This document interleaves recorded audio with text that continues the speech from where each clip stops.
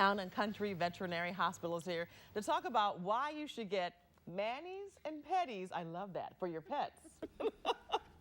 But I mean, these are really good reasons why you should. They are. Most people know that we get their nails trimmed because we worry about house destruction, you know, Yes. the hardwood floors, the cat scratching the draperies and the furniture. But there are health concerns both to the animals and to humans to have their nails trimmed frequently. And we have pictures to show also. Yeah. I was looking at the pictures. They look a little scraggly. Yeah, I mean, this isn't even that good of one. This is just showing an elderly dog that's got long nails, but you can see that one toe is starting to splay out a little bit, and especially in puppy mill dogs that live in cages, or older dogs that get these long nails, their whole toes will start growing abnormally, and it causes them to not be able to bear weight appropriately and joint problems and pain. So that's a main concern of ours. Should you even be able to see, how do you know if they're too long, or you shouldn't be able to see the nail, right? Well, no, you should be able to see the nail, and what I tell people is if you can hear them clicking as they walk, they're too long. Okay.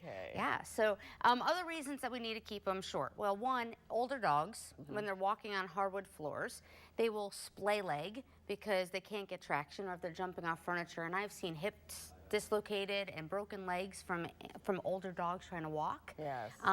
You see like dogs that have long nails that can get them caught in the carpet or in the planks between decks, and when they get upset and they try to move, their nail breaks off, or they can break a toe, so that can cause a lot of pain. It's important to be looking at their nails anyways for nail bed infections. You can see this one's all spiraled around, and there's a nasty nail bed infection underneath that. Have you seen instances like this? Oh yeah, we see it all the time. And another one we see all the time is the nails get so long that they grow back up into the pads of the animal, and that's extremely painful. They get infected. Sometimes they even need anesthesia to remove them. So we see that a lot, especially in the dew claws, if they have them, because people forget about that toe, and they don't get ground down normally when they walk. So that's something we worry about. Now, you were also saying another thing. If, for instance, a senior person has a dog and they get scratched from the nails. That Dogs or cats. Cats can carry a disease called cat scratch disease. Go figure, the name, like right? The song. Yeah.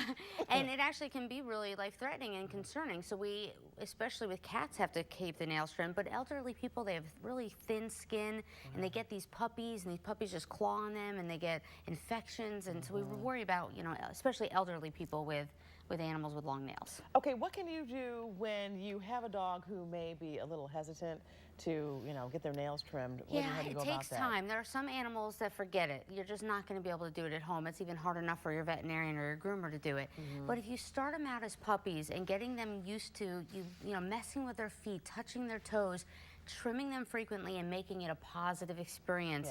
Give them some peanut butter, give them some love, tell them how wonderful they are. Yes, and do it frequently, every 2 weeks, especially with those puppies. I mean, really get them used to it earlier. And if you're not sure how to trim nails, because you do have that nerve in that vessel in there that can be painful and can bleed if you hit it. Talk to your veterinarian or your groomer. They will certainly give you a demonstration on how to do it. Okay, well, you don't want your nails, you don't want them getting all scraggly That's right. and skanky. All right. Thanks, Dr. Wallach.